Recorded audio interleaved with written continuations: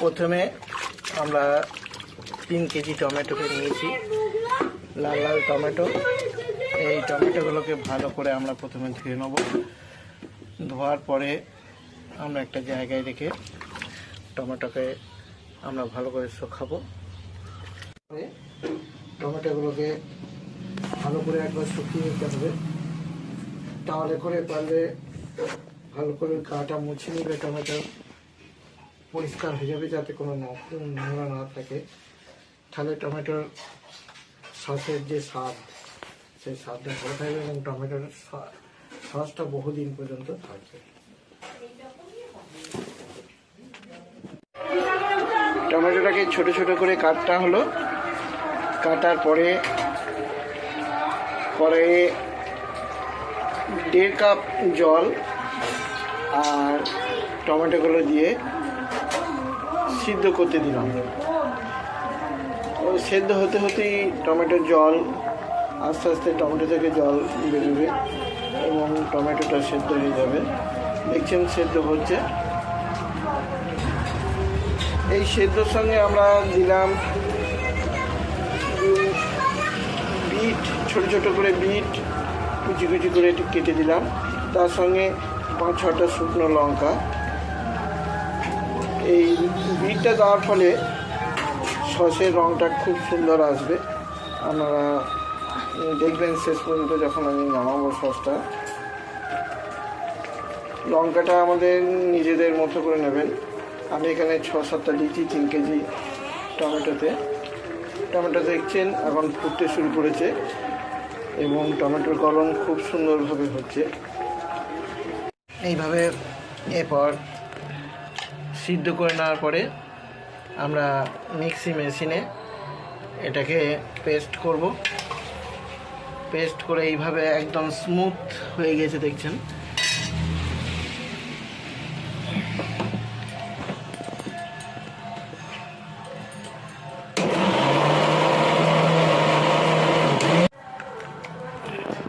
এইভাবে সসটাকে একটা স্টিলের ছাঁকনিতে নিয়ে লিকুইডটাকে, টমেটোর যে লিকুইড উঠানোর পরে পেস্ট করার পরে যে লিকুইড, সেই লিকুইডটাকে আমরা একটা কড়াইয়ে নিয়ে নেব।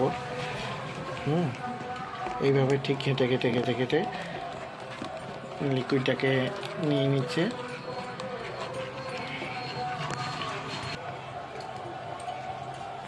এইভাবে সসটাকে আমরা বার করে নেব। খুব সুন্দরভাবে সসটাকে বার করে ছিপেটাকে আমরা যথারীতি আলাদা জায়গায় ফেলে দেবো। আমরা একটু তেঁতুলের কাঠ নিলাম, তেঁতুলটাকে ভিজিয়ে রেখেছিলাম, তেঁতুলের কাঠটাকে বার করে নিলাম। টমেটোর পেস্টটাকে ছাঁকার পরে আমরা ফুটতে দিলাম।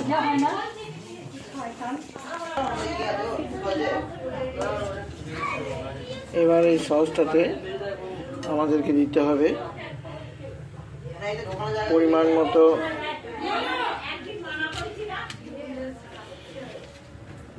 মতো লবণ দিতে হবে। আমি এখানে সাদা লবণ দিলাম, তার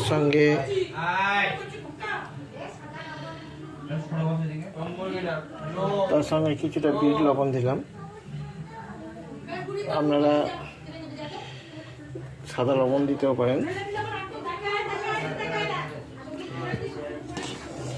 লবণটা দিয়ে আমরা এরপর 1.5 কাপ চিনি এতে অ্যাড করলাম।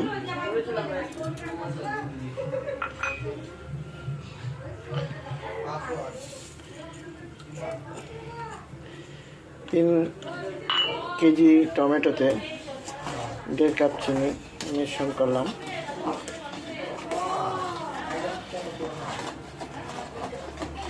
কন্টিনিউ কিন্তু এইভাবে ঘাট থাকে, নাহলে তলায় ধরে যেতে পারে।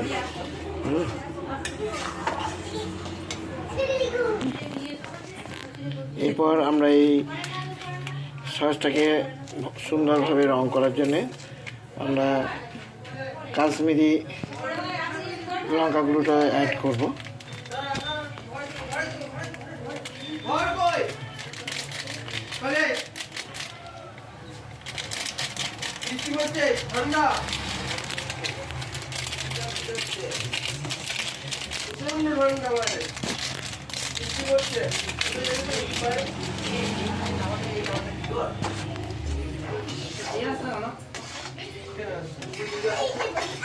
কাশ্মীরি লঙ্কা গুঁড়োটা অ্যাড করতে হবে, ভালো করে মিক্সিং করতে হবে।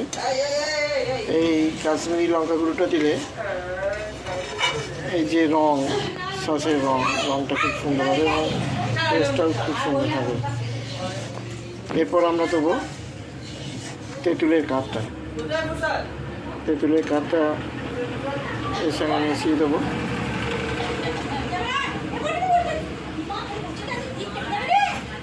এবার এটাকে আমরা ভালো করে মিশিয়ে নেব।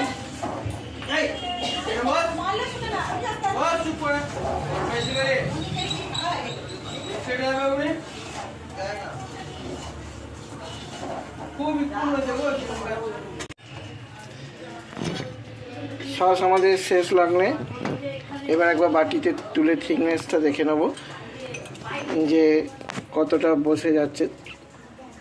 দেখুন মালটা ছড়িয়ে যাচ্ছে না, এক জায়গায় বসে যাচ্ছে। তাহলে আমাকে জানতে হবে সসটা কমপ্লিট। সসটা যদি গড়িয়ে যেত, বাটির চারিপাশে চলে যেত, তাহলে জানতাম যে সসটা হয় নাই। আমাদের সস রেডি।